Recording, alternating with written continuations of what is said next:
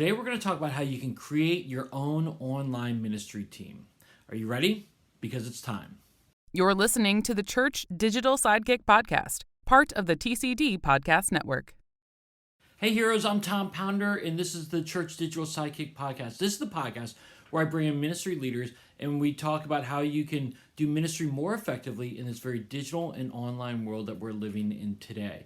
And today I've got my friend Christopher Wesley back on the podcast. He's been on the podcast numerous times, and I'm excited to have him on because we're going to talk about how to create an online ministry team. See, the reality is that when you first got started with online ministry, most of us probably got started during the pandemic, or you could have started even before that. But the reality is that you were probably a one-person team. You were probably doing everything and you were trying to just make things work the best way possible. Well, in order for your online ministry to be really effective, you have to form a team. I mean, this is true of online ministry. This is true of any ministry that you're a part of. In order to be most effective and reach as many people as possible, you need a team of people around you, not just staff people, but volunteers as well. So what does an online ministry team look like? Today, Christopher and I are going to talk about that, but before we do and get into that, I do want to just highlight the Church Digital. At the Church Digital, we've got a few different things in there that I think you're going to love to go check it out. So go to thechurch.digital, and there you've got the podcast network and a whole bunch of blogs. It's not just my podcast and Jeff's podcast. There's lots of different podcasts there. Talk about online ministry, your personal and mental health.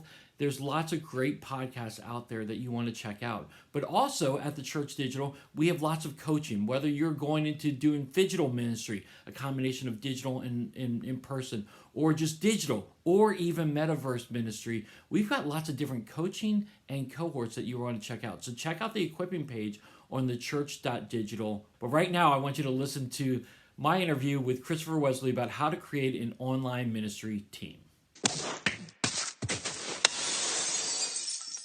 All right, with me right now is my friend Christopher Wesley. Chris, how are you, man? I'm doing well, Tom. Man, it's another year and another set of adventures, and I'm doing well. Life is well. Let me clarify that. I'm doing well, but I am tired.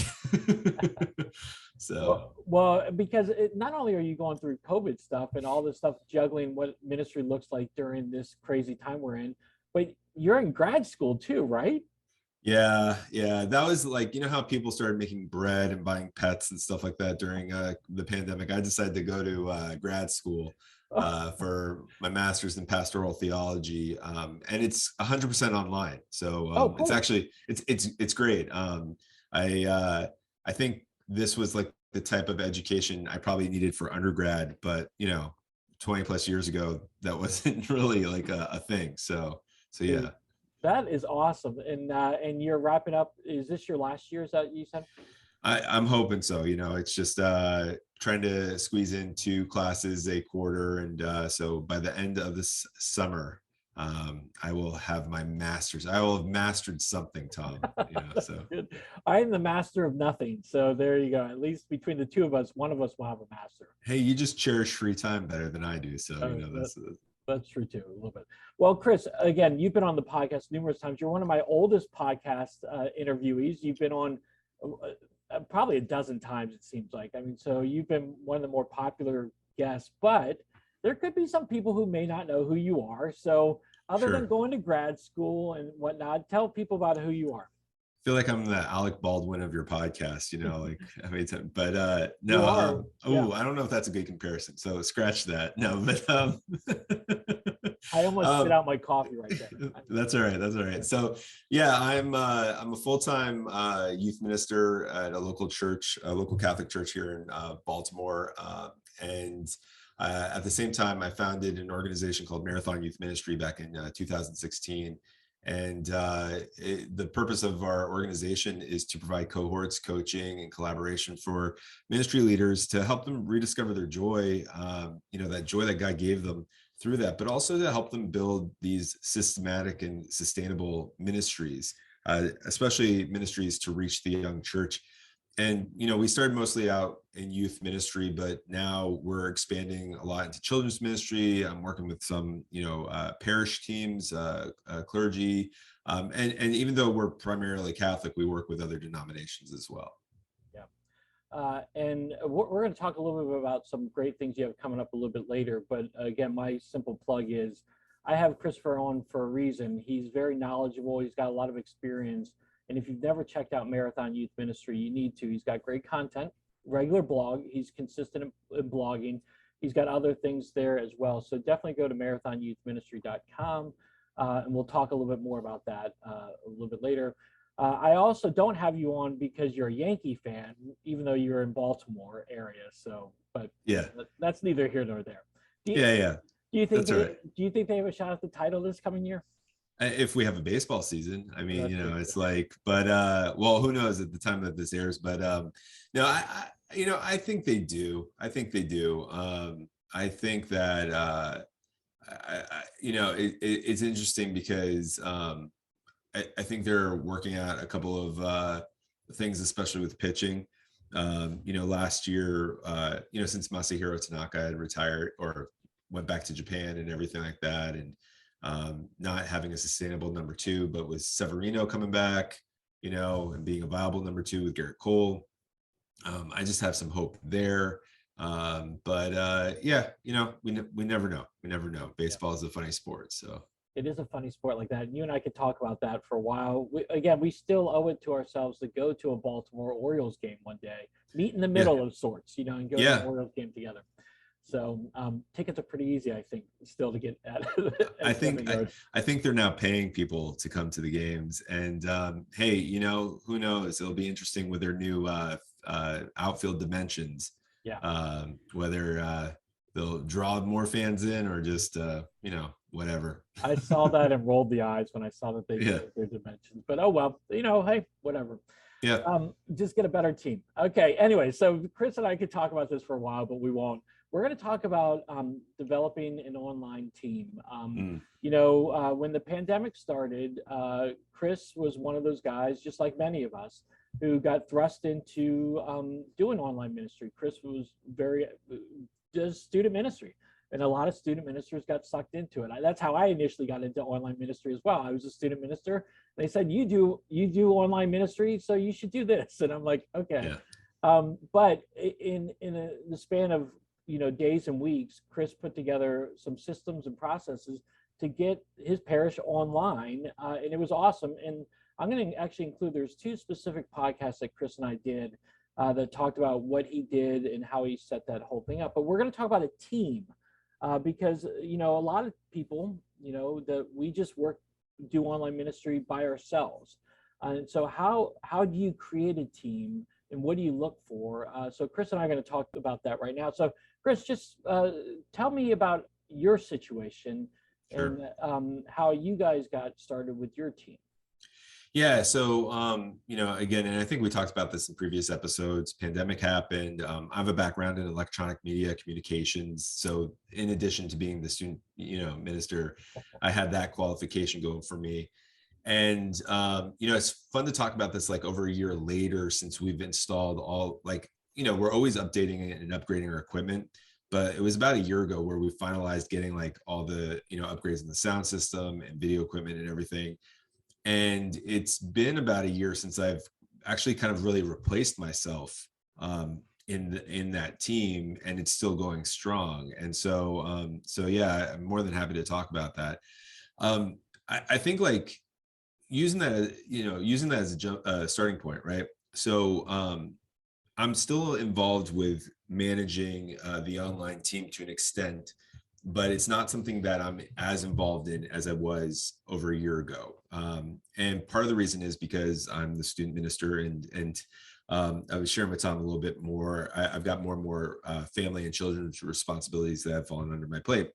So I remember saying to our pastor, like, there's no possible way that I'm going to continue to do this, right? So I think anytime you're starting a new program, or even if you are let's say you're one of those rare people where you're hired as the middle school youth pastor, and that's all you do, right? Like, doesn't matter if you're wearing multiple hats or one hat. Day one, you need to start asking yourself, okay, how am I going to replace myself down the line, right? And I think that's the importance about building any kind of team, even in an online team, because if you don't look at that, you will feel continuously stuck, or you will build a ministry that's centered around you. So that's just, I think, a transferable principle all around. Um, Well, but let me ask yeah, you go ahead. real quick. Again, um, why do we want to replace ourselves? Like, Well, it's because we're stewards, right? We're not owners, right? Like, I'll get biblical on this and everything yeah, like that, yeah, do right? it. You know, God gave us leadership as a stewardship. I think Andy Stanley said that. I mean, a lot of people have said that, but you know, leadership is a stewardship, and so there's going to be a time in a day, whether you move to another position or church or you just retire, and the thing that, I don't know about you, Tom, but I never want to like look back at something that I've done and said, like, I built it so much around me that it couldn't continue. Right. Like, as much as I love getting my ego stroked and everything like that, like it just can't be about me. So I think that's principle number one. And when you do that, right, building a team, you need to build a team around you, especially at a leadership level, that have like-minded people to that as well, that it's not about them, that they're humble servants, you know, all about serving the Lord in that regards. Yeah, I think you're right on that because again, I think initially when you get into a position, say you get into this online ministry and it's like, oh man, this is my job now, this is it. But the reality is like you don't want to get to a point after you leave or move to a different position for some reason that it crumbles down. Like I think if there's that ego in me that is like, oh yeah, I don't want it to be as good. But really, Mhm. if you have a godly perspective and kingdom perspective, you do want it to be better without you. You want it to be better, and so you have to set that up so that you can be replaced, and then you can move on to do something else and be a steward of another area. Amen. Amen. And you know, so I think, one, replacing yourself. Two, and this is especially important, I think, with any kind of like technological teams that you're building, whether it's online or, you know, digital marketing or whatever, is to give your team members permission to play, permission to create. You know, one of the things that we did going into last summer, so let me just fill this in too. One of the key things about replacing myself was also hiring someone. So we actually hired an associate of our audiovisual ministry at the parish, and it's a young guy named Mathin. He's actually a college student, you know, and just, you know, applied to the position and is killing it. And so what, as we were going into last summer, I talked with Mathin and I was like, yeah, we just have to continue this sort of feel culture that we are a ministry that's about exploring and creating. And so, you know, we did a little study over the summer with the book Creativity Inc. Are you familiar with that book, Tom? Oh, It's the story of Pixar. Um, oh yes, I have heard of that before. mhm, Yes. mhm. Okay. Yeah, yeah. And Ed, I always mess up his last name, Camus. He wrote the book, and, you know, talks about him and John Lasseter building Pixar. And one of the big principles that they had in it is that they encourage their employees to spend about like 20% of their time, 10% of their time each week just doing something that had nothing to do with their job or nothing to do with any specific tasks or projects that they were working on. It was a chance to create different things. And that's how they started to create better software, better computerized programming to help them, you know, improve Pixar. And so, you know, that was one of the things that we started to initiate. And what's been really cool is it's helped our volunteers really get in, and our interns get into this idea of trying different camera styles, equipment, software, and it's not all dependent on me, right? Or on Mathin to execute these ideas. And so when you're building an online team, especially an online team, but this works with youth ministry, children's ministry, whatever, give people time to create and to think beyond outside the box so that those ideas, as scary as they might be, might come back and influence and bring your ministry to the next level.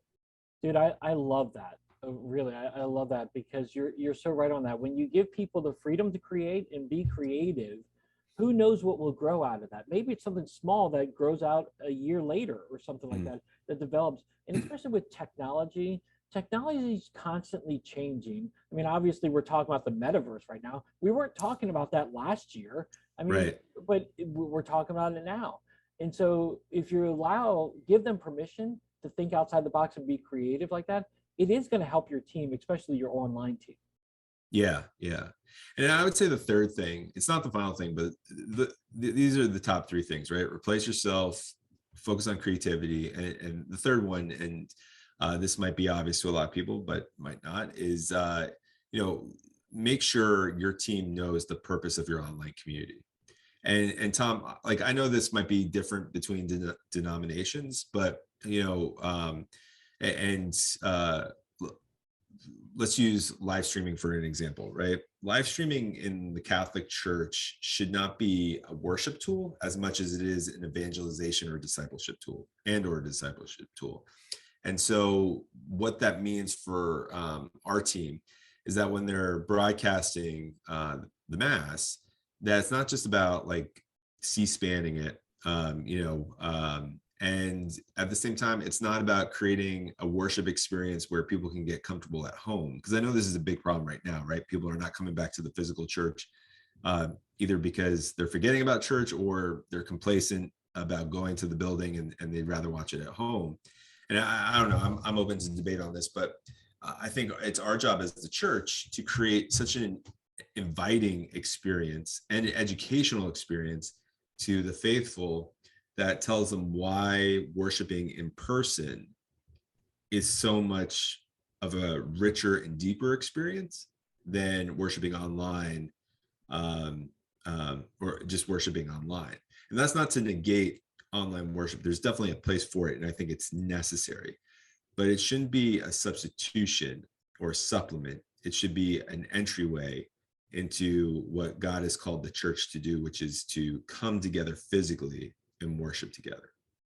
Yeah, listen, this is the debate that everybody has, every church kind of encounters. And that's the thing with us. We at my church, we want to encourage, we want to do excellent online ministry. We want ministry, but we also want to create it to feel like, really, there is no better option than in-person worship. I firmly believe this, and I'm the online guy at my church. Yeah. But I believe to come and experience church and community in person is ideal. It can't always happen, but it is ideal. And so you want to create that experience where, like, hey, this is awesome. This is an amazing experience that we get online, but we're also missing something out. And I've seen churches, and our church included, where we've said what it was like for people who were online to come in person and that experience that it was for them. And we share those videos on social media and in person. Again, it's not to negate online ministry. I'm a big backer of that. So are you.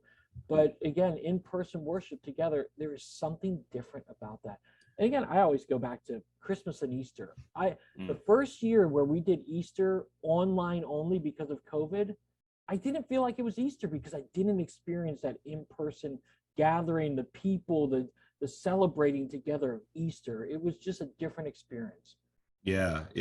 No, and that's so true. And the purpose of me bringing that up too is not to create any kind of shame for people who are watching online, but it's really to put it on us, the church, right? Those of us who work, especially those of us who work for the church, to think about, okay, if I'm using this as a tool for evangelization or even a tool for discipleship to teach people about what worship is, then what are the things that I need to do that are going to convince them that, yeah, being in person is better, to help them overcome that fear, right? Because there's some kind of fear or major obstacle that's preventing them from coming in person.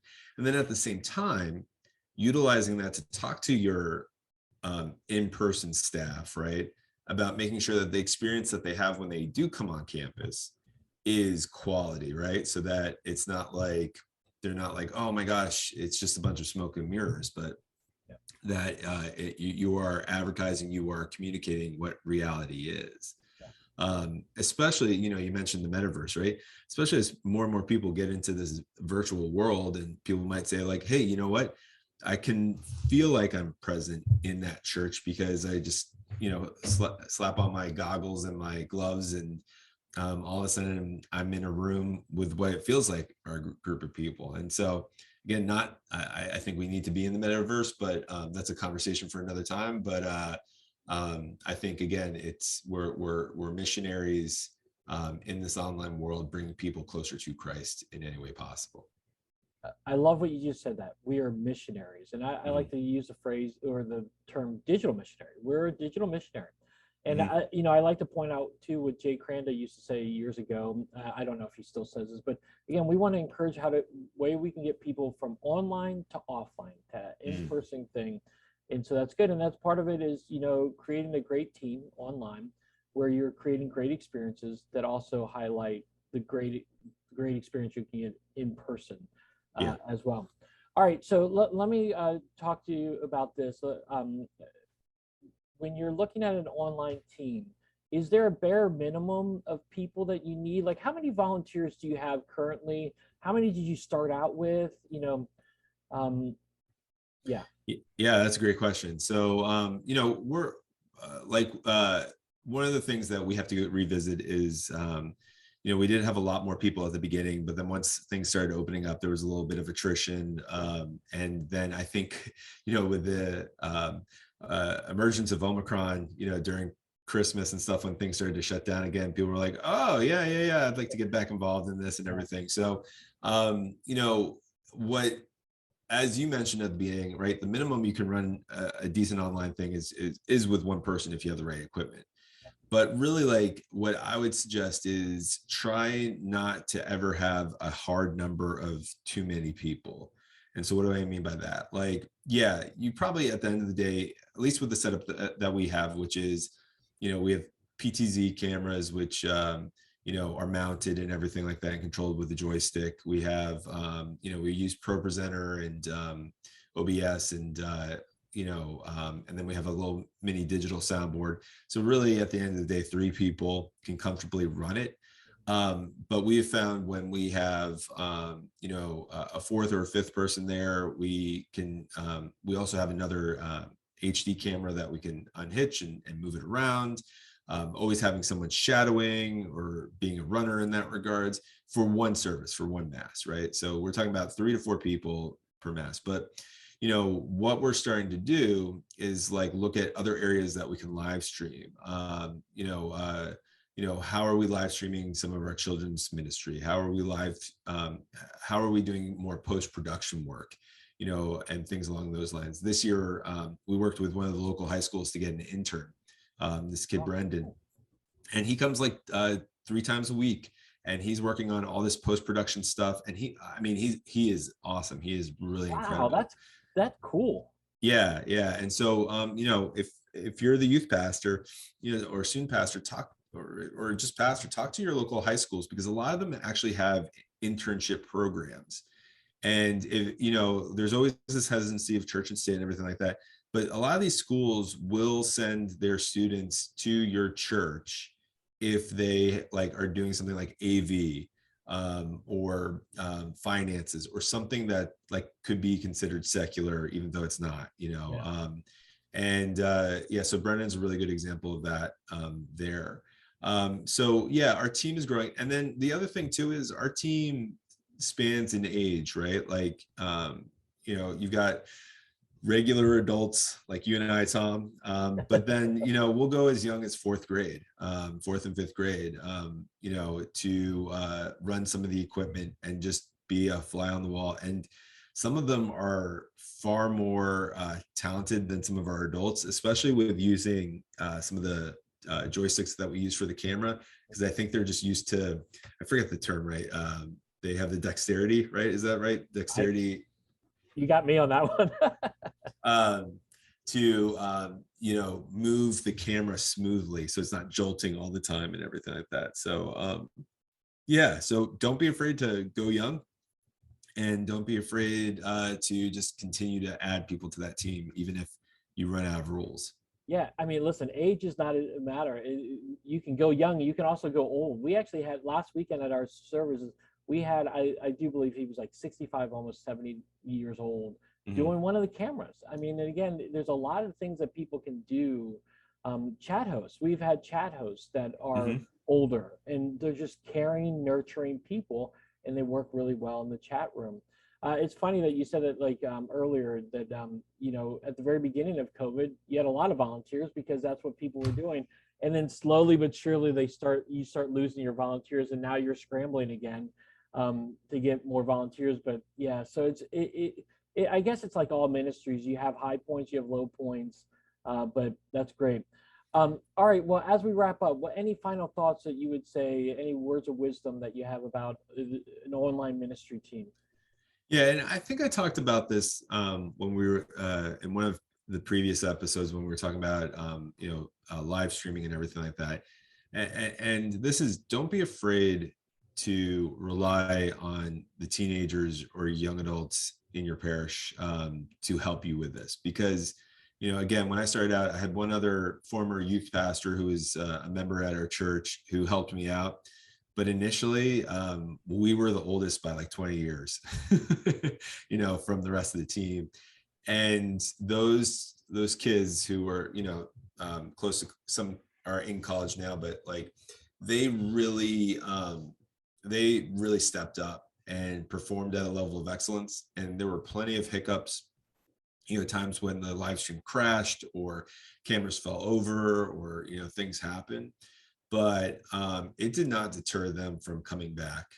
And if anything, we all had a lot of fun doing that. So I would say, if you're struggling to find volunteers, don't be afraid to ask teenagers. They are capable of handling high level equipment like that. Just invest in the young church. I agree. I think there's a lot of things that kids can do these days because of technology and their exposure to technology at such a young age that they can figure out. I often ask, I'm the tech guy supposedly at my church, but I'm constantly asking my daughters to help me with things. I mean, right. They know stuff. Like, I mean, one time I needed a video edited really quick and I didn't know how to do it on the iPad. And I just gave it to my daughter. She did it in like 20 minutes. I mean, it was so easy. They can do this stuff so easy. And a lot of times much better than I could. So I think that's really important. I think that's important. Okay, well, Christopher, it's always great talking to you. But before I let you off the hook here, I know you've got some cool things happening with Marathon Youth Ministry. Talk to me a little bit about that. Yeah, sure. So we just reopened our online membership where, if you go to marathonyouthministry.com and you click on membership up there, it'll take you to our MYMU portal. And we've got several online video courses that you can take, anything from small group to confirmation prep to growing yourself as a leader. But what I'm really excited about are cohorts. And we have one in particular cohort in partnership with the 10 by 10 initiative. And if you're not familiar with the 10 by 10 initiative, it's this movement where a whole array of organizations are coming together, from Fuller Institute to Youth Cartel, Orange, National Federation of Catholic Youth Ministry, and the list could go on. It's interdenominational. And the 10 by 10 stands for reaching 10 million teenagers over the next 10 years with 10,000 churches. And so we're trying to invite churches of all denominations to join us. And you can learn more about this by going to 10by10.org. Or marathonyouthministry.com. And Marathon is launching a cohort utilizing a lot of the methodologies that we embrace with our cohorts, but having it fueled by a lot of the content that comes from the 10 by 10 initiative. And that's going to launch in March, and it'll be a year-long commitment, monthly cohort meetings, along with some individual coaching. I will take you through the M-Code assessment and provide you with other materials and experiences as well. And Tom, I'm really excited because it's actually, we were able to receive some funding to bring it down to $499 per church. So that's a year-long worth of coaching, content, and cohorts there. And you can learn more by going to marathonyouthministry.com/cohorts, or just go to the main website, marathonyouthministry.com, and check it out. Yeah, that's essentially $40 for lots of great training, $40 a month for lots of great training. You can't really go anywhere else to get that kind of stuff, and it's year round. Again, you can probably sign up for it in a variety of different cohorts or whatnot, but here's, again, with what Chris has is he's got tons of experience, as I said before, he's very easily to relate to and walk alongside of you. His team is fantastic. So I would strongly encourage you, go to Marathon Youth Ministry and sign up for it through Chris, so you can be part of Chris's one, and do that. You will not regret it, and it will really encourage and inspire you. So Thanks. yeah, there's my plug for you. But There again, you go. it's a good plug, because again, you've got great stuff, and I love reading your stuff. And again, what I like to say about Marathon Youth Ministry is it says Marathon Youth Ministry, but you have a lot of leadership articles on there that I take and apply into you can apply it into any leadership context. So it's really helpful. Kind of like what we just talked about, online teams. You can apply these online team principles into any team that you're forming. So yeah. Definitely. Yeah, no. Okay, sorry, Chris. Twitter, can people connect with you on Twitter? Will you respond to them on Twitter? Yeah, so it's actually kind of funny. I was talking about online churches and social media, and I still check the Twitter at Chris R. Wesley, so Chris R. Wesley. And then in regards to Instagram and Facebook, we do have a Marathon Youth Ministry Instagram and Facebook account that I'm not always on, but my team is. So you can definitely respond to that. But if you want to connect right now, Twitter or LinkedIn are the two main ways to connect with me. But I'm also open to email. If you want to shoot me an email at cwesley@marathonyouthministry.com, I'll do my best to respond to you. That's great. Yes, again, I think we met through your blog and maybe even through Twitter. And again, you're one of my friends too that I have actually seen in person. We met at the Orange Conference. Just once though, Tom. Yeah, this is amazing. Like, so, talk about online experiences. Tom and I have known each other for years now. Like we can say several years. Yeah. And we've only met in person once, but this summer, Baltimore Orioles. This summer, I mean, seriously, we are like less than 2 hours away from each other. There is no reason why we shouldn't meet together more often. Right. Or we'll go to a Nationals game, as painful as that might be to watch. But I mean, if they're playing your Yankees, maybe that will work. Yeah, there we go. There you go. So good. Well, Chris, it's always great having you on. So thanks so much for being with me today. Yes, my pleasure, Tom. All right. So what did you think? Man, it's always great for me to have a conversation with Chris. Not only do we love baseball and just love to talk about that, but we have a lot of just different ministry stuff in common. So if you've never checked out Christopher's stuff before, again, definitely go to the show notes, click on his links, get his coaching. It's just a fantastic opportunity for you to learn from a real great expert, a guy who's doing student ministry, but also overseeing a lot of online stuff as well. So he's just a great person to be in touch with. But I would love to hear your thoughts on the conversation. What have you discovered about creating an online ministry team? What have been some good things, some bad things? I would love for you to share that with me. Go to Twitter, at TA Pounders, my Twitter handle. I would love to carry this conversation on and just share your thoughts on it. Or you can just email me, tom@thechurch.digital. I would love to talk to you a little bit more about that today. All right, heroes. Well, thanks so much for joining the Church Digital Sidekick podcast. As always, if you enjoyed it, subscribe to it. This is on YouTube. This is on iTunes, Spotify. You can go to the blog and subscribe to it. Just go and subscribe to it.